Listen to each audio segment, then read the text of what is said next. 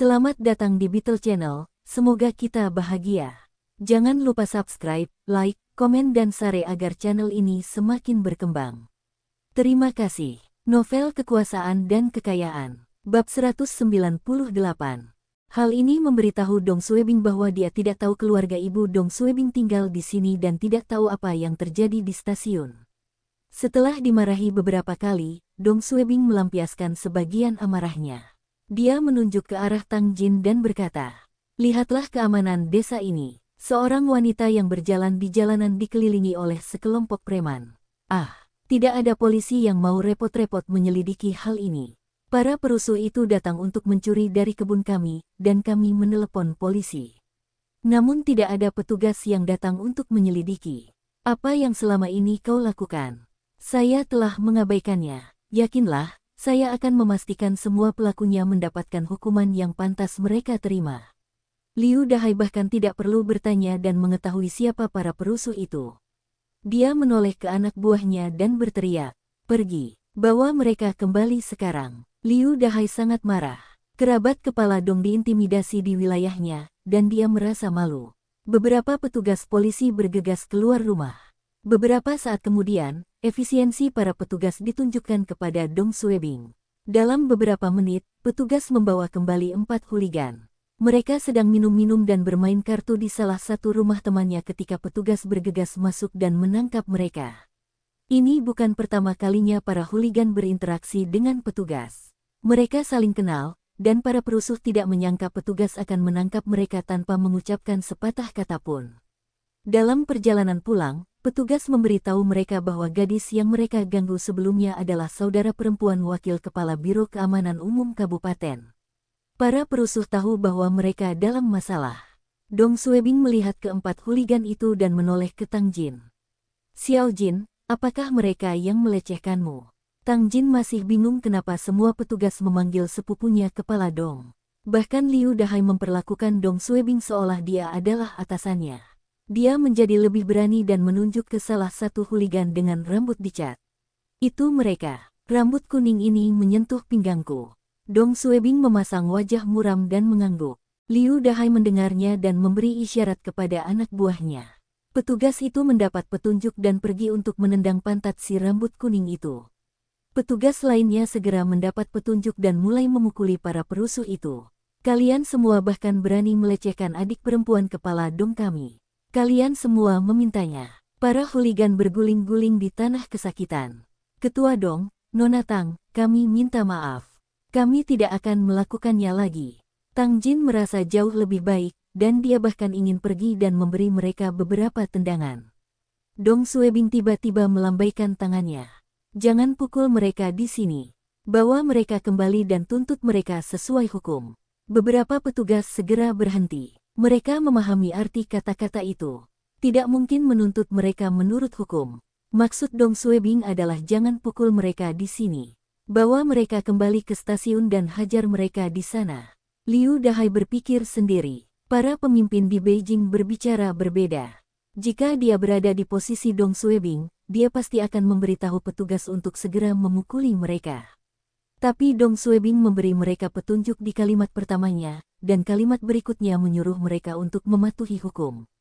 Hal ini untuk mencegah dirinya mendapat masalah jika ada hooligan yang terluka parah. Bagaimanapun, dia telah mengatakan kepada petugas untuk menuntut mereka sesuai hukum, dan dia tidak terlibat dalam pemukulan terhadap para perusuh. Setelah kejadian di Villa Senior Xie, cara bicara Dong Suebing menjadi lebih baik. Setelah Liu Dahai dan anak buahnya pergi bersama para hooligan, Dong Suebing tersenyum. "Xiao Jin, para hooligan itu akan ditahan untuk beberapa waktu. Apakah kamu merasa lebih baik sekarang?" Tang Jin bertanya dengan penuh semangat. "Saudara laki-laki, kamu hebat. Mengapa mereka begitu takut padamu?" Dong Suebing tertawa. "Haha, kamu harus menanyakan pertanyaan ini kepada mereka. Merekalah yang gagal menjalankan tugasnya." Luan Xiaoping dan yang lainnya tidak mengatakan apapun sebelumnya. Namun setelah semua petugas pergi, Luan Xiaoping menarik lengan anak-anak dan bertanya, "Xiaobing, kenapa mereka memanggilmu ketua Dong? Mengapa kamu menjadi ketua mereka sekarang?" Bibi kedua, suaminya, dan yang lainnya sedang melihat ke arah Dong Suebing. Mereka masih tidak tahu apa yang terjadi. Dong Suebing menamparkan tangan ibunya. Tapi, sudah kubilang sebelumnya bahwa aku mungkin dipindahkan ke tempat lain. Perintah pemindahan telah dikeluarkan, dan saya sekarang adalah wakil kepala Biro Keamanan Umum Kabupaten kami. Luan Xiaoping terkejut. Keamanan publik, wakil kepala Biro Kabupaten kita. Ya, saya memanfaatkan beberapa koneksi dan akhirnya mendapatkan transfer. Dong Suebing membuatnya terdengar sederhana. Namun hanya dia yang tahu betapa sulitnya mendapatkan posisi tersebut. Dia hampir akhir kehidupan. Rokok paman Dong Suebing jatuh ke tanah. Ah, ini bibi kedua juga tercengang. Xiaobing, kamu masih sangat muda, bagaimana kabarmu? Bibi pertama Dong Suebing dan istri paman saling berpandangan. Mereka bisa melihat ketakutan dan ketidaknyamanan di mata satu sama lain. Semua orang tidak mempercayai hal ini. Keamanan publik Kabupaten Yantai belum pernah memiliki wakil kepala biro yang berusia di bawah 30 tahun di masa lalu. Dong Suebing baru berusia 23 tahun. Namun sikap Liu Dahai dan petugas terhadap Dong Suebing membuktikan bahwa hal tersebut benar. Dong Suebing telah menjadi seseorang yang hebat sekarang. Luan Xiaoping adalah yang paling bahagia. Tidak pernah dalam mimpinya dia berharap menjadi pejabat tinggi. Dia akhirnya bisa mengangkat kepalanya tinggi-tinggi di depan kerabatnya. Tang Jin memeluk Dong Suebing dengan penuh semangat dan berjalan mengelilinginya, mengamatinya dari ujung kepala sampai ujung kaki. Saudara laki-laki, Anda adalah wakil kepala biro sekarang. Adikku adalah wakil kepala biro.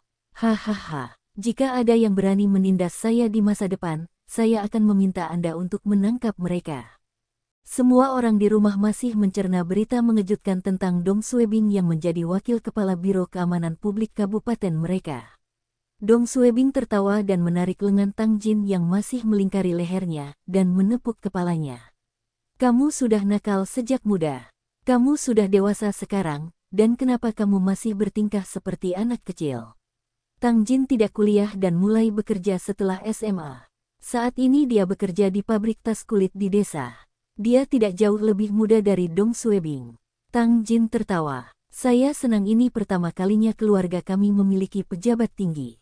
Dong Suebing tersenyum. Itu hanya jabatan wakil kepala seksi. Saya wakil kepala biro dengan pangkat paling rendah di biro. Pejabat tinggi apa yang kamu bicarakan? Tang Jin tertawa. Ini masih belum dianggap peringkat tinggi.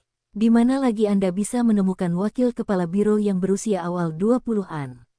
Saudaraku, apakah kamu akan tinggal di sini di masa depan? Dong Suebing menjawab, saya harus berada di Kabupaten Yantai selama 1 hingga 2 tahun ke depan. Saya tidak yakin di masa depan. Bibi kedua Dong Suebing melihat putrinya mengganggu Dong Suebing dan berkata, Xiao Jin, kakakmu pasti lelah. Biarkan dia istirahat. Oh, dia telah menghukum para hooligan itu untukmu, dan kamu belum berterima kasih padanya. Setelah mengetahui Dong Suebing telah menjadi pemimpin tingkat tinggi, dia menjadi lebih pendiam saat berbicara dengannya. Dia melihat cangkir Dong Suebing hampir kosong dan dengan cepat membantu menuangkan air untuknya. Tang Jin berkata, terima kasih, jangan sebutkan itu. Dong Suebing berkata dan segera menghentikan bibi kedua untuk mengisi cangkirnya. Dia mengambil termos dari tangan istrinya dan menuangkan air ke dalam gelas dan suaminya. Bibi kedua, kamu tidak perlu bersikap sopan padaku. Kami adalah keluarga. Jika bukan aku yang membela Xiao Jin, siapa yang akan membantunya? Ketika ayah saya sakit, keluarga Anda meminjamkan seluruh tabungan Anda kepada kami. Saya tidak akan pernah melupakan apa yang telah Anda semua lakukan untuk kami. Jika Anda semua menemui masalah di masa mendatang, beritahu saya. Saya akan melakukan yang terbaik untuk membantu. Bibi kedua tersentuh dan tersenyum. Hanya beberapa ribu. Dong Suebing dengan sengaja menyebutkan masa lalu, dan paman serta bibi pertamanya merasa malu. Ketika Luan Xiaoping mendekati mereka untuk meminta bantuan, mereka menolak membantu. Mereka tahu kondisi ayah Dong Suebing adalah jurang maut. Uang sebesar apapun tidak akan mampu menyembuhkan penyakitnya. Inilah mengapa mereka menolak meminjamkan uang kepada keluarga Dong Suebing. Luan Xiaoping sangat baik dan tidak ingin putranya berselisih dengan saudara-saudaranya. Dia dengan cepat mengubah topik pembicaraan. Xiaobing, apakah kamu punya tempat tinggal di kabupaten ini? Bagaimana kalau tinggal di desa? Letaknya tidak terlalu jauh dari kota kabupaten. Anda bisa membeli sepeda motor. Menginap di hotel itu mahal. Dong Suebing menggendong ibunya dan duduk di sofa. Bu, saya juga seorang pemimpin. Bagaimana bisa biro tidak mengatur penginapan untuk saya? Aku sampai di apartemenku pada sore hari. Memiliki 2 kamar tidur dan dilengkapi dengan peralatan rumah tangga. Jauh lebih baik daripada kamar hotel. Bibi pertama Dong Suebing bertanya. Tempat kerjamu bahkan memberimu apartemen. Suaminya menatapnya. Apa yang perlu dikejutkan? Xiao Bing adalah seorang pemimpin sekarang. Para petinggi harus mengatur penginapan untukku. Selain keluarga bibi kedua Dong Suebing tidak ingin berbicara dengan yang lain. Tapi ibunya ada di sana, dan dia tidak bisa bersikap kasar. Ini adalah kuartal sementara. Saya harus mengembalikannya ketika saya dipindahkan. Tang Jin memandang Dong Suebing dengan iri. Dia telah tinggal di desa sepanjang hidupnya, dan mimpinya adalah membeli apartemen di kota kabupaten. Setelah mengobrol sebentar, Luan Xiaoping tiba-tiba teringat bahwa dia masih belum mencuci piring. Kalian semua ngobrol dulu. Aku akan pergi dan mencuci piring. Paman Dong Suebing mendengarnya dan menggunakan kakinya untuk menyenggol istrinya secara diam-diam. Istrinya segera mendapat petunjuk. Dia memandang Dong Suebing dan dengan cepat menghentikan Luan Xiaoping. Xiaoping, biarkan aku mencuci piring. Bagaimana saya bisa membiarkan Anda mencuci piring setelah Anda bekerja sepanjang hari? Istirahatlah dan makanlah buah-buahan. Luan Xiaoping melambaikan tangannya. Adik ipar, saya tidak lelah. Aku bisa mencuci piring. Adik ipar Luan Xiaoping berpura-pura marah. Pergi dan temani Xiao Bing. Saya akan mengurus semua pekerjaan rumah tangga di masa depan.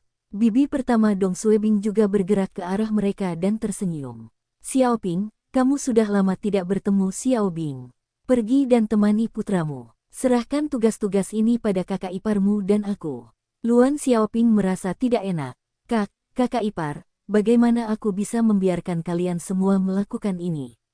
Biarkan aku yang melakukannya. Bibi kedua Dong Suebing dan dialah yang biasanya melakukan tugas-tugas ini. Nenek Dong Suebing berkata, Xiaoping, kesehatanmu tidak baik. Serahkan tugas-tugas ini kepada mereka di masa depan. Luan Xiaoping sekarang menjadi ibu wakil kepala biro. Dong Suebing masih duduk di sofa memperhatikan mereka. Istri bibi dan paman pertamanya tidak berani membiarkan ibunya melakukan pekerjaan rumah ini. Sekarang berbeda. Luan Xiaoping dapat merasakan statusnya dalam keluarga telah berubah. Meski tiba-tiba, dia tahu itu semua karena putranya. Dong Suebing merasa lebih baik saat melihat sikap mereka terhadap ibunya berubah. Paman Dong Suebing mendekat dan mengeluarkan sebungkus rokok. Bersambung, terima kasih telah menyaksikan dan mendukung channel ini.